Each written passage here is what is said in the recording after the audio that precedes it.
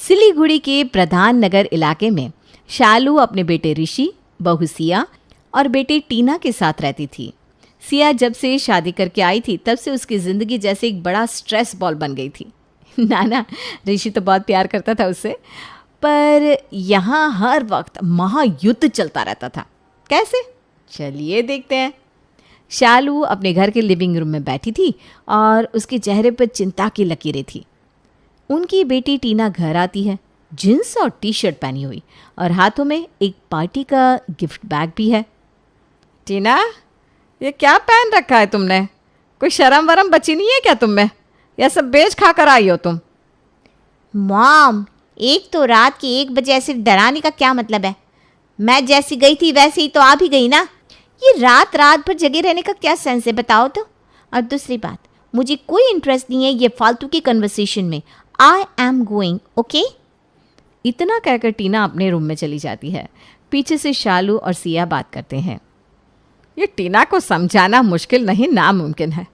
यह लड़की कभी नहीं समझेगी कि मैं इसे क्या बताने की कोशिश कर रही हूँ। अरे इसे तो लगता है कि मैं इसकी दुश्मन हूँ। ये सिलीगुड़ी है, कोई बम्बई नहीं है जहाँ ये सब नॉर्मल है। लोग देखते हैं, 4 बातें करते हैं, अरे अजीब नज़रों से देखते हैं, पर इसे तो कुछ भी कह दो तो इस पर चांदी चढ़ जाती है। और तुमने देखा कैसे ये ज़ोर ज़ोर से चीखती है, चिल्ला चिल्ला कर बात करती है। यह है क्या कोई अच्छे घर के बच्चों के लक्षण कि बड़ों पर चिल्ला कर बात करी जाए? माँ जी, आप सही कह रही हैं। दीदी को चिल्लाना नहीं चाहिए था, ये मैं भी मानती हूँ, पर आप भी ना पीछे नहीं हटती हैं। वैसे अभी ना बहुत देर हो गई है, इसके बारे में हम कल बात करेंगे। Good night. ये कहकर सब अपने अपने रूम में चले जाते हैं। अगली सुबह चाय पीते समय, सिया, कल रात को तुम्हारा प्रवचन अधूरा रह गया था ना, तो आज सुना दो अभी। यह आपकी प्रॉब्लम है माँ जी, आप कभी नहीं सुनती और जब सुनाने पर आती हैं तो ऐसा सुनाती हैं कि सामने वाले के दिल को चीरती हुई निकलती है। हाँ, अब तो भी सुना दे मुझे। शादी से पहले माँ बाप की सुनो, शादी के बाद सास की, फिर पति की, फिर बच्चों की, और अब तो बहू की भी। वाह रे भगवान वाह, बहुत इंसाफ दिलाया है तूने। अरे माँ जी, आप प्लीज़ शांत हो जाइए, 2 मिनट। नहीं सिया, ये मेलोड्रामा चलने दो। इनका यही नेचर है। वैसे तो आते जाते सब पर बरसेंगी, पर जब भी इन पर बात होती है तो ये ऐसे ही अवॉइड करती हैं। इतने में टीना भी बाहर आती है। और नहीं तो क्या, इनका तो ये पूरे दिन का काम है, बस उठो, डांटो, रो लो, खा पी लो और सो जाओ। कुछ काम धाम तो है नहीं। और हाँ हाँ करम चली, तू भी आके बोल ले, तेरी ही कसर रह गई थी।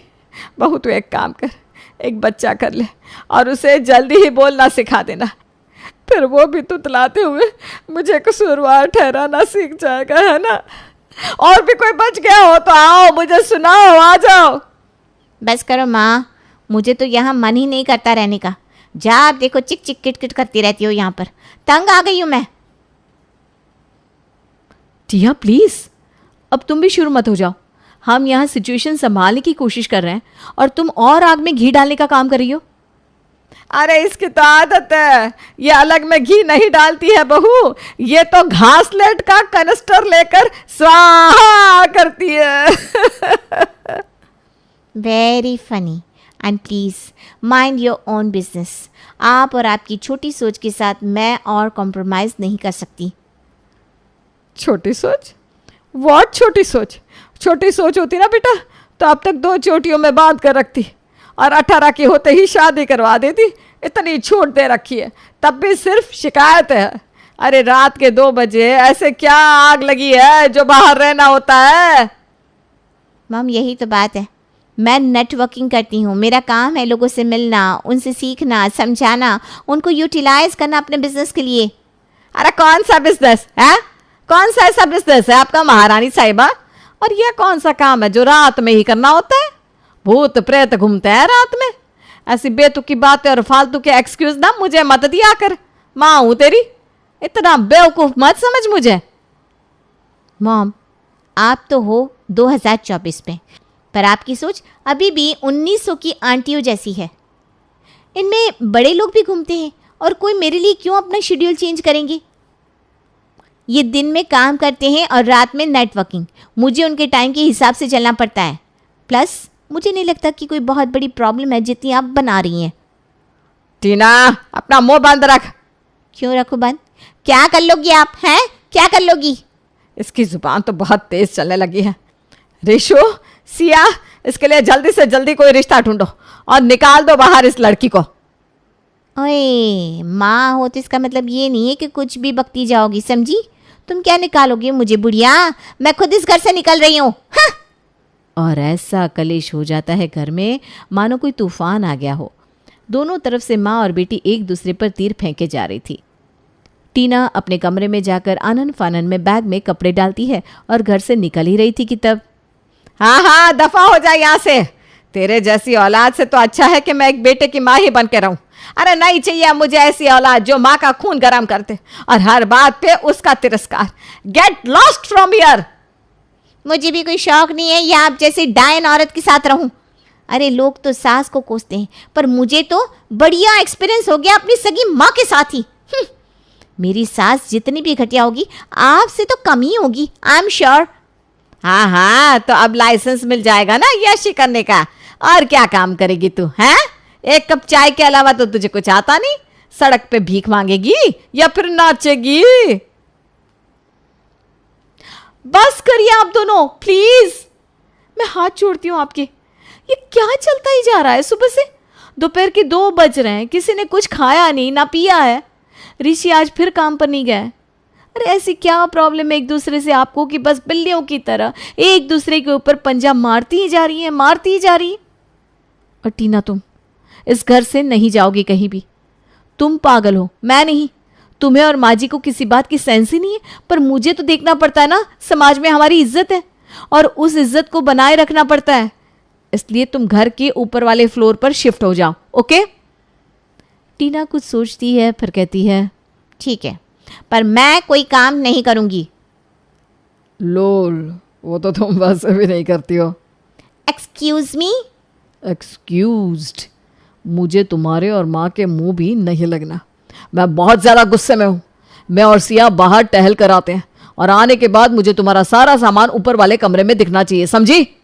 हम तुम्हारे गुलाम नहीं है कि तुम्हारी खिदमत में सामान भी हम ही शिफ्ट करें।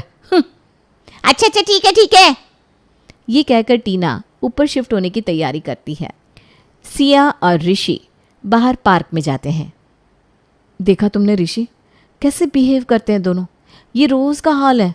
न माँ जी टीना को समझने की कोशिश करते हैं और ना ही टीना चुप रहती है। एक बार चुप रह के देख ले, शायद मम्मी जी चुप हो जाए, पर नहीं। वो कहती है माँ के साथ कुछ भी करो, वो तो साक्षात नीम का पेड़ है। तुम तो ये सब अभी अभी देख रही हो सिया, मैं तो ये बचपन से देखता आ रहा हूँ। माँ हमेशा समाज, मर्यादा, अनुशासन में विश्वास रखती आई है। पापा के जाने के बाद भी तुमने देखा ना, विधवा का रूप पूरी तरह से धारण किया है। बस ऐसी है माँ, जिद्दी। जो बात उनके दिमाग में आ गई तो वो 100% उसे बोल के या करके ही रहेंगे, चाहे जो भी हो जाए।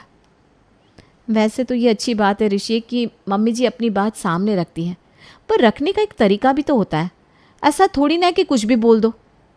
तुम ठीक कह रही हो, अब लाना ही पड़ेगा इन दोनों को लाइन पर। दोनों मिलकर कुछ प्लानिंग करते हैं। अगले दिन, मम्मी जी आज मेरी कुछ फ्रेंड्स आ रही हैं घर पर। वो वर्किंग विमेन है और शाम को ऑफिस के बाद सीधा यहाँ आएंगी, ठीक है ना? हाँ हाँ ठीक है, मुझे भी बुलाना ज़रा, मैं भी तो देखूँ कैसी होती हैं ये लड़कियाँ। सुबह अपने घर का काम छोड़कर बगल में पर्स टांग कर और हिल की टक टक करते हुए ऑफिस मटकते हुए जाती हैं। जी मम्मी जी, उसी के तो पैसे मिलते हैं उन्हें, है ना?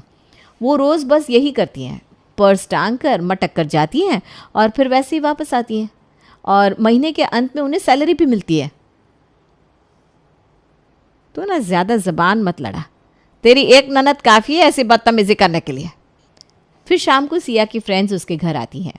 Jeans, top, formal skirts, pants में वो काफ़ी अच्छी और स्टाइलिश लग रही थी।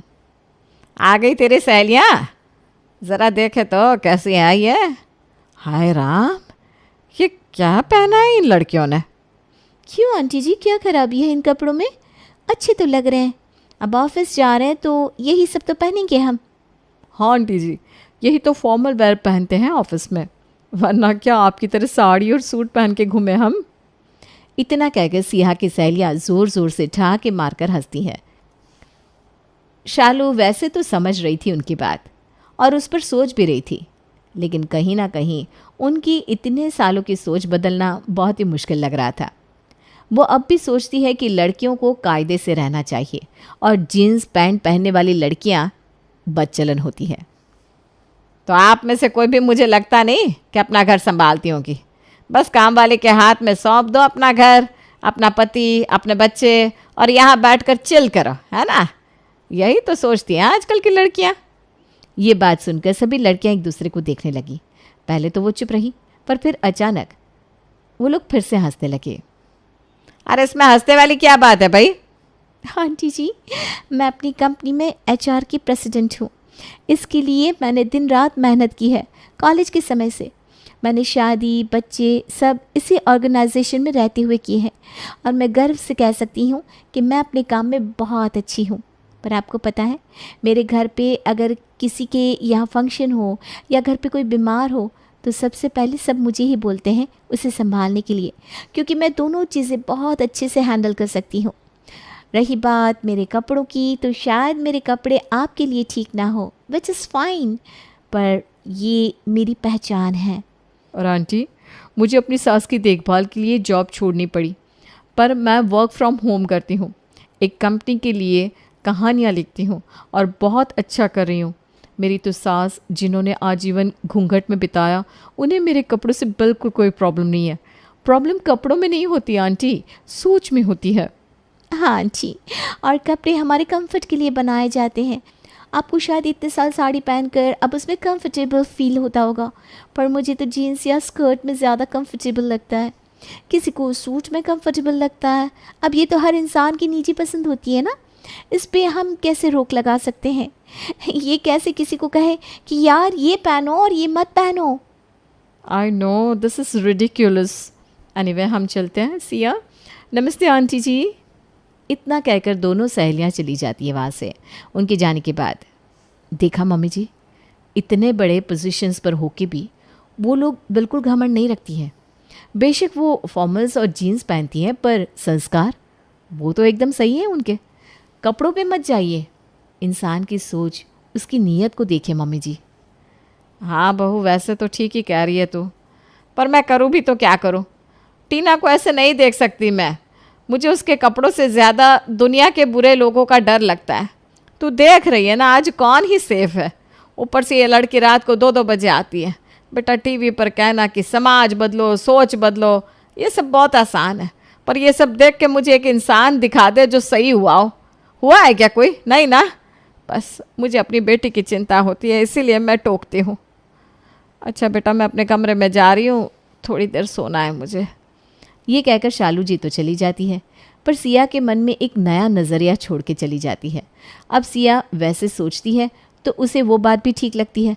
वो सोचती है शाम को टीना से बात करेगी। शाम में, अरे टीना, तुम फ्रेश हो गई? मैं आ जाऊँ थोड़ी देर? अरे वाह भाभी, आप यहाँ आइए ना। तो टीना, मुझे एक बात बताओ, तुम्हें मम्मी जैसे प्रॉब्लम क्या है? वो तो जो कहती है तुम्हारी भलाई के लिए ही कहती है ना। अच्छा, तो मम्मी ने आपको कहा ना? ये मैं जानती हूँ, ये इन्हीं के शब्द हैं। भाभी, केयर करना एक बात होती है, पर किसी पे बंदिश लगाना एक और। आप बताइए मुझे, क्या उन्हें सिर्फ मेरी केयर है? कभी कभी भाई भी तो लेट आते हैं ना, तो उसका काम काम है और मेरा काम बस टाइम पास। अगर मैं लेट आ रही हूँ तो आप पूछो ना कि बेटा क्या चल रहा है, दिखाओ, बताओ, समझाओ क्या कर रहे हो। ये समझ में आता है मुझे, पर बिना किसी बात पे किसी पर बरसना, ये कहाँ की सेंसिबल बात हुई भला? और एक बात, आप शायद कहेंगी कि वो लड़का है, पर अगर भैया लड़के हैं तो क्या वो सच में सेफ है? हाँ, कोई बदतमीज़ी नहीं कर सकता, पर क्या कोई कुछ भी नहीं कर सकता? उन्हें बिल्कुल कोई खतरा नहीं है। ये तो कोई बात नहीं हुई भाभी। और मैं किसी क्लब में क्या साड़ी पहन कर जाऊँ? जहाँ जो ड्रेस कोड है मैं वही तो फॉलो करती हूँ। इंसान को वक्त के साथ बदलना चाहिए, ना कि वक्त चले जा रहा है और हम बैठे 17वीं सदी में। और अगर कोई बात समझानी होती है ना, तो प्यार से भी समझाई जा सकती है। ये लाउड स्पीकर जितनी तेज़ आवाज़ करोगे तो लोग सही को भी नहीं एक्सेप्ट करेंगे। 1000 बार कहा है माँ से कि थोड़ा आराम से बात करो, लेकिन नहीं, उन्हें लगता है कि बुलंद आवाज़ से ही पता चलेगा कि घर का मुखिया कौन है। इसलिए भाभी मुझे वहाँ नीचे रहना ही नहीं था, मैं यहाँ ऊपर ही ठीक हूँ। पर टीना, रिश्ते ऐसे तोड़े नहीं जाते हैं और ऐसे ऊंची आवाज़ में बात नहीं की जाती। वो बड़ी है तुमसे और बाकी सब सपने होते हैं। और अपने अपने होते हैं, यही ना।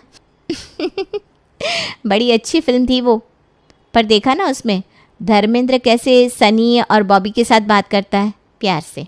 तो बस प्यार दो, प्यार लो। ये कहकर टीना अपने बेड पर लेटकर मोबाइल चला रही होती है और अपनी दुनिया में खो जाती है।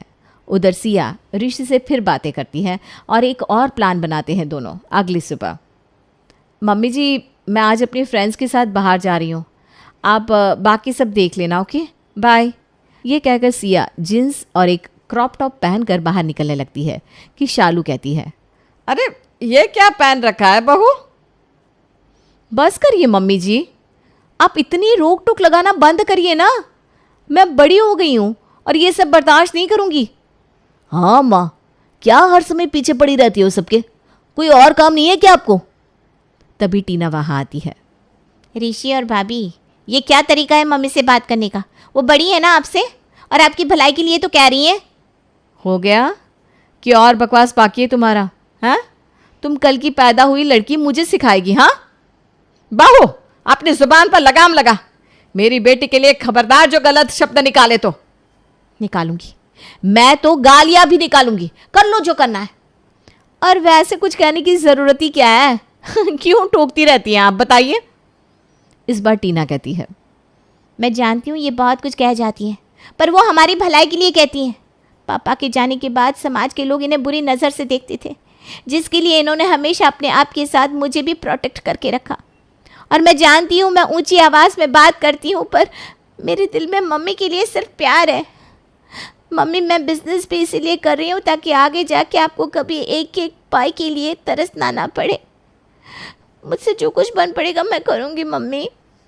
हाँ बेटा, मैंने समाज की बेकार बातें तुझ पर थोप दी। जा मेरी बच्ची, फतेह हासिल कर, हम तेरे साथ हैं। बस यही था, हो गया मिलाप। हाँ और क्या, चलो जाओ तुम दोनों। आज तो शाम को मैं टीना के साथ क्लब जाऊंगी, और वो भी स्कर्ट पहनकर। हैं? बाप रे, नहीं मम्मी, आप रहने दो प्लीज़। अरे क्यों, चुप कर तू, मैं आऊंगी समझी। और तू और दोनों के बीच में 2 मिनट की शांति फिर तूफान बन जाती है और सिया और ऋषि वहाँ से खिसक लेने में ही भलाई मानते हैं।